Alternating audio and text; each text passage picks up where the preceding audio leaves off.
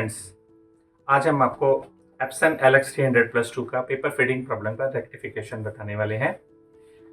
तो स्टार्ट करते हैं पेपर फीडिंग प्रॉब्लम के लिए। सबसे पहले हम इसकी एसेसरीज क्रॉस चेक करेंगे, क्या वो ठीक हैं कि नहीं है। इसका कवर हमने निकाल दिया।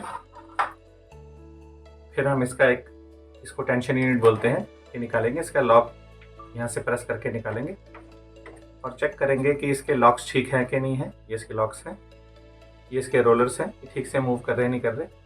यहाँ पर इसका एक गियर लगा है, ये टूटा तो नहीं है। अगर ये खराब है तो आपको ये टेंशन यूनिट बदलनी पड़ेगी। दूसरी ज़रूरी चीज़ है ट्रैक्टर यूनिट। ट्रैक्टर यूनिट में आपने क्रॉस चेक करना है। फर्स्टली ये जो स्प्रॉकेट्स हैं, इसके अंदर जो इसकी बेल्ट है वो दोनों आपस में अलाइन हैं कि नहीं है। इसके लिए हम क्या करेंगे, हम स्प्रॉकेट्स को पास में लाएंगे और देखेंगे ये जो इसके डॉट्स हैं ये आपस में मैच हो रहे हैं नहीं हो रहे। देख सकते हैं आप। जैसे इसको वापस हम लेके आएंगे अपनी पोजीशन पे और ये नीचे दबाने से लॉक हो जाएगा, ऊपर करने से अनलॉक हो जाएगा। इसको भी हम रिमूव कर देंगे।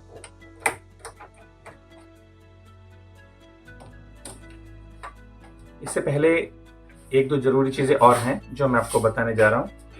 आपको पेपर क्वालिटी भी ज़रूर चेक करना है, ये भी एक इम्पॉर्टेंट पार्ट है। पेपर क्वालिटी अगर अच्छा नहीं होगा या उसके होल्स जो हैं ठीक से पंच नहीं होंगे तो भी आपको पेपर फीडिंग का प्रॉब्लम रहेगा। तो फर्स्टली आप कस्टमर के यहाँ पे जाएंगे तो या जब भी अपने प्रिंटर में भी चेक करेंगे तो स्टेशनरी जो है आपकी ठीक होनी चाहिए। जनरली प्रिंटर के अंदर 60 to 70 GSM का पेपर लगता है, वो आपको ज़रूर क्रॉस चेक करना है। एक और चीज़ जो मैं आपको बताने जा रहा हूँ बहुत ही ज़रूरी चीज़ है। आप पेपर प्रिंटर जब भी ऑन करते हैं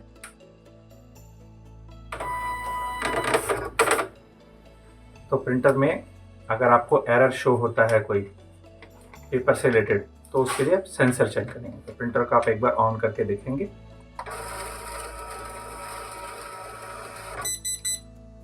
आपको इसमें बीप देगा, दैट मीन्स प्रिंटर जो है सेंसर का करेक्ट है। इसके बाद आप प्रिंटर को बंद कर दीजिए। इसकी बाकी एसेसरीज जैसे रिबन वो निकाल देंगे। ये साइड में इसका नॉब है जिसको रोटेट करके हम चेक कर सकते हैं पेपर स्मूथली मूव कर रहा है नहीं कर रहा है, मैनुअली से चेक कर सकते हैं। इसको भी निकाल देंगे।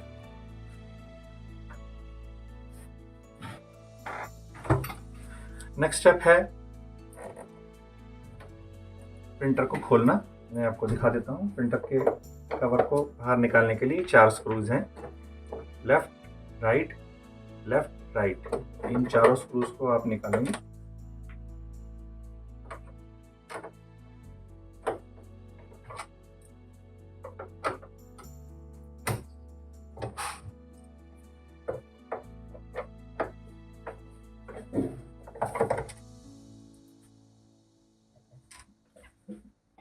चारों स्क्रूज निकालने के बाद आप कवर को बाहर की तरफ पुल कर लेंगे।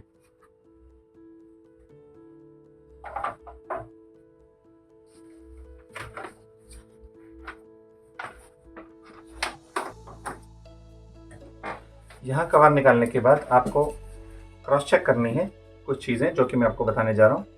फर्स्टली आप देखेंगे ये प्रिंट हेड, जब भी पेपर फीड होता है और फीड होके हेड के आगे आता है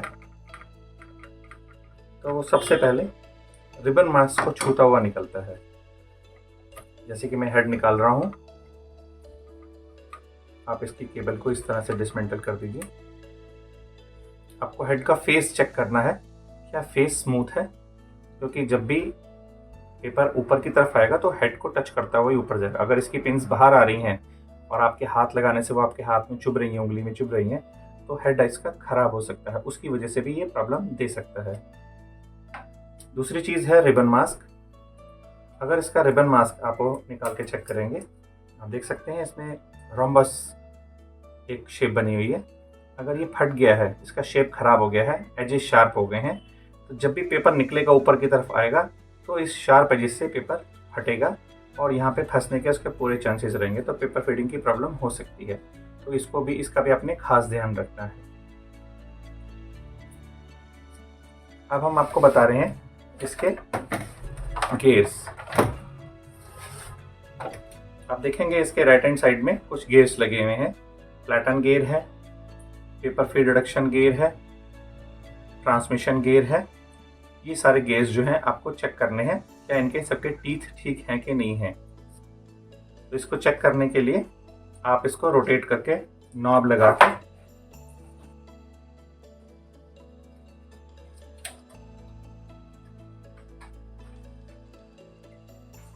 इसको रोटेट करके धीरे धीरे क्रॉस चेक कर सकते हैं कि गियर्स सारे ठीक हैं कि नहीं। अगर कहीं पे आपको कोई ऑब्स्ट्रक्शंस नजर आ रहा है, गियर्स के बीच में कुछ फंसा है, तो आप उसको टूथब्रश लेके साफ कर देंगे। अगर आपके सारे गियर्स ठीक हैं तो हम आगे की तरफ बढ़ते हैं। आपको इसके साथ ही ये प्लेटन का सरफेस है, ये चेक करना है स्मूथ है कि नहीं। कभी कभी ये यहाँ पे कुछ ऑब्स्ट्रक्शंस चिपक जाते हैं जिसकी वजह से पेपर स्मूथली आगे नहीं बढ़ पाता है। इस सरफेस को आपने क्लीन कर देना है। ये खास तौर से आपके तब बहुत काम आएगा जब आप फ्रिक्शन से पेपर लेते हैं, ट्रैक्टर से ना लेके फ्रिक्शन मोड में पेपर लेते हैं। उस केस में पेपर स्लिप होता है और बार बार इंसर्ट नहीं होता। अगर ये सरफेस आपका साफ होगा, क्लीन होगा, तो आपको ये पेपर फीडिंग में फ्रिक्शन में प्रॉब्लम नहीं देगा। ये इसका पेपर सेंसर आप देख रहे हैं। ये पेपर सेंसर का मूवमेंट ठीक होना चाहिए, ये टूटा नहीं होना चाहिए। अगर ये ठीक से काम नहीं कर रहा है तो हमें सेंसर का जो सिग्नल है पेपर आउट का वो नहीं मिलेगा। उस केस में हमें इसको रिप्लेस करना पड़ेगा। ये हेड गैप लीवर है।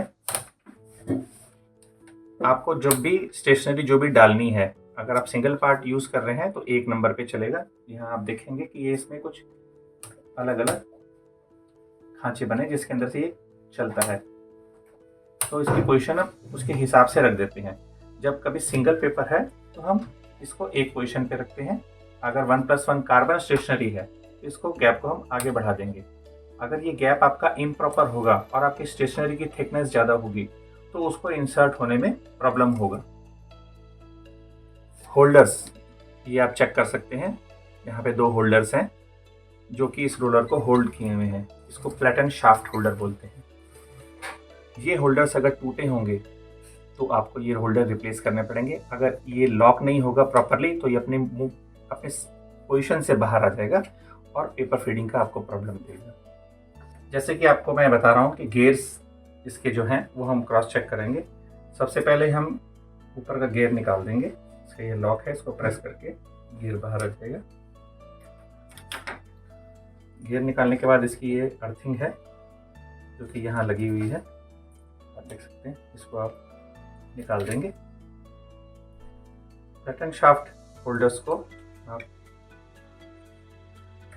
बाहर निकालेंगे, दोनों तरफ से इसका लॉक, तो ये आपका प्लेटन बाहर आ जाएगा। प्लेटन का आप गियर चेक करेंगे। प्लेटन का गियर जो है आराम से बाहर आ रहा है। जब आप इसको लगाते हैं तो इसके बीच में प्ले नहीं होनी चाहिए। इसको आप इस तरह से हिलाएंगे तो ये प्ले बहुत ज़्यादा नहीं होनी चाहिए। अगर ये बहुत ज़्यादा प्ले भी है तो आपको ये गियर उस केस में रिप्लेस करना पड़ेगा। आप देखेंगे ये डी कट है, ये इसके बीच में आप देखेंगे डी कट है ये। तो ये जो अगर इसका ये कट घिस गया है और ये बहुत ज़्यादा प्ले है इसके अंदर, तो ये गियर्स के साथ प्रॉपरली मैच नहीं होगा और मूवमेंट के बाद ये प्रॉब्लम देगा। उस केस में आप ये गियर रिप्लेस करेंगे।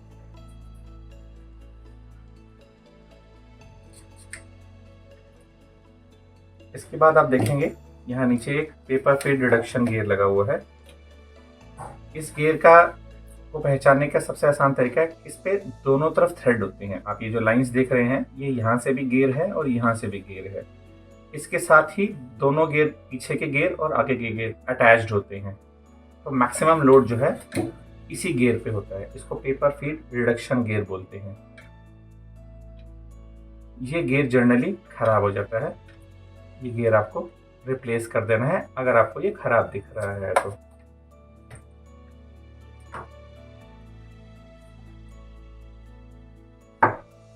ये नीचे के रोलर्स हैं।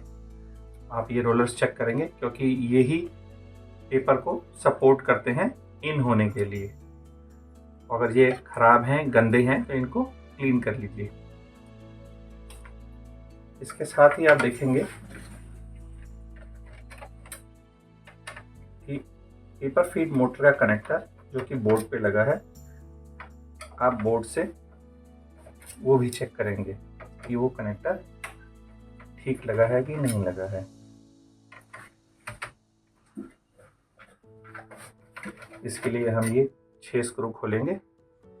इसमें अब 5 स्क्रूज में आप ध्यान रखेंगे, जो मशीन थ्रेड स्क्रू है और जो सेल्फ थ्रेड स्क्रू है, स्क्रू अपनी जगह पे ही लगेगा, आप चेंज नहीं करेंगे। जिस जगह के स्क्रू हैं वो वहीं लगेंगे। और देख सकते हैं नीचे पावर सप्लाई है और लॉजिक कार्ड है। इसमें जो कनेक्टर आपका पेपर फीड के लिए है, आप वो क्रॉस चेक कर सकते हैं कि वो कनेक्टर ठीक से लगा है कि नहीं लगा। आप उसको दोबारा से इंसर्ट कर देंगे, निकाल के एक बार।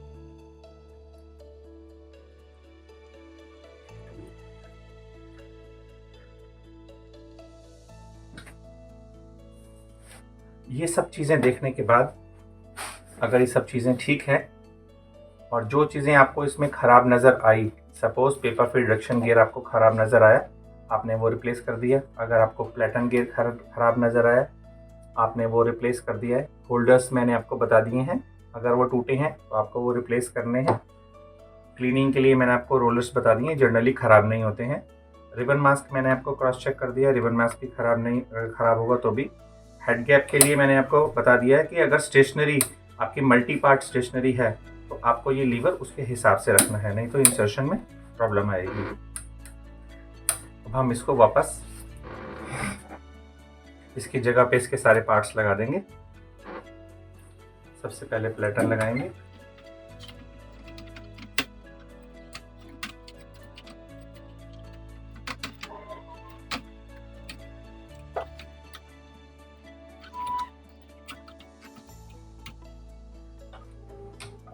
इसको लॉक कर देंगे।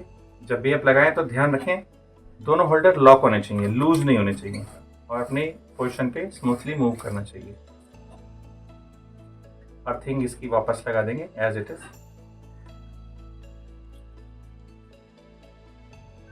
इसका गियर जो कि हमने निकाला था, इसको वापस इसकी पोजीशन पे लगा देंगे।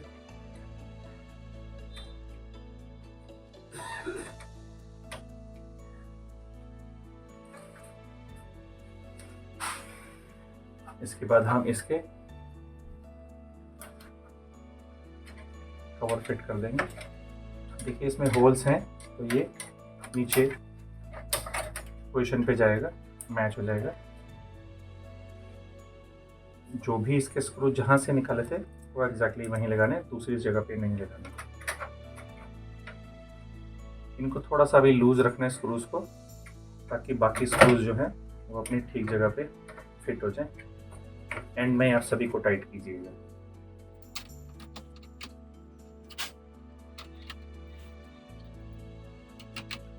अब आप सब स्क्रू लग गए, अब इनको आप प्रॉपर्ली टाइट कर लीजिए।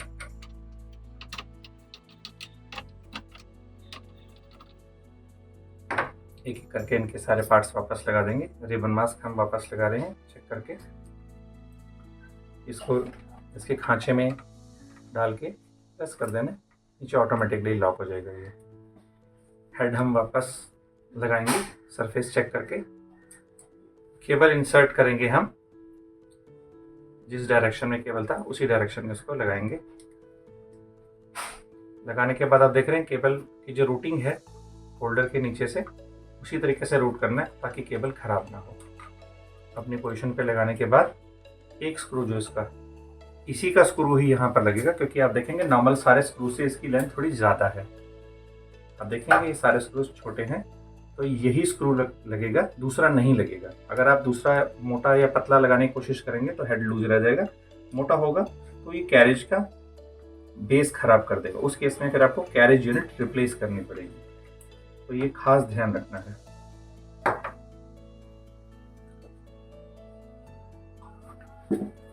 अब हम इसका कवर लगाने जा रहे हैं वापस।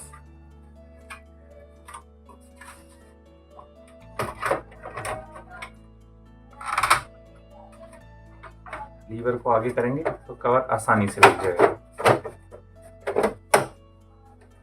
कवर पूरा फिट बिठाना है और इसके स्क्रूज वापस लगा देने हैं। 4 स्क्रूज हैं इसके।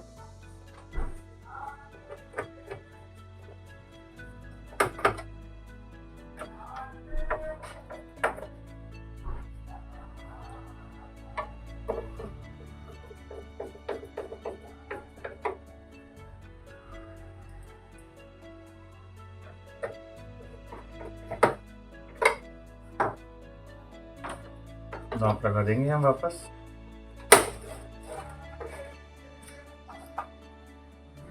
ट्रैक्टर असेंबली इसकी जगह पे वापस। टेंशन यूनिट के लॉक्स आगे हैं, इसको फिट कर देंगे एज इट इज।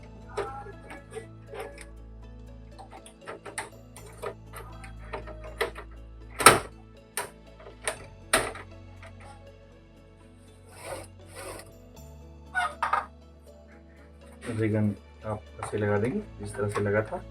इसके 4 लॉक्स हैं, अपनी जगह में इसको लगा के दबा देंगे।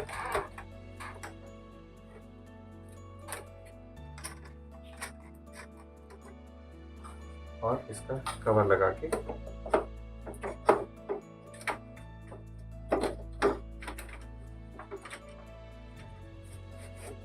अभी आपका प्रिंटर पेपर फेडिंग के प्रॉब्लम से निजात पा गया है। इसको चेक करने के लिए आपने अगर चेक करना है तो आप पेपर इंसर्ट कर सकते हैं और चेक कर सकते हैं।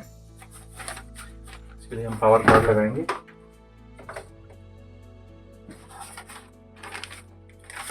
पावर कॉर्ड लगाने के बाद प्रिंटर को ऑन करेंगे, पेपर इंसर्ट करके देखेंगे।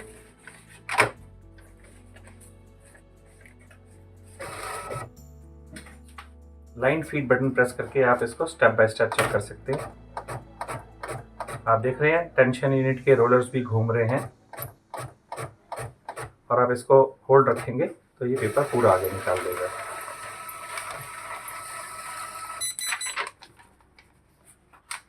आपकी पेपर फीडिंग की प्रॉब्लम सॉल्व होती है। इसी के साथ ये वीडियो ख़त्म करते हैं। धन्यवाद।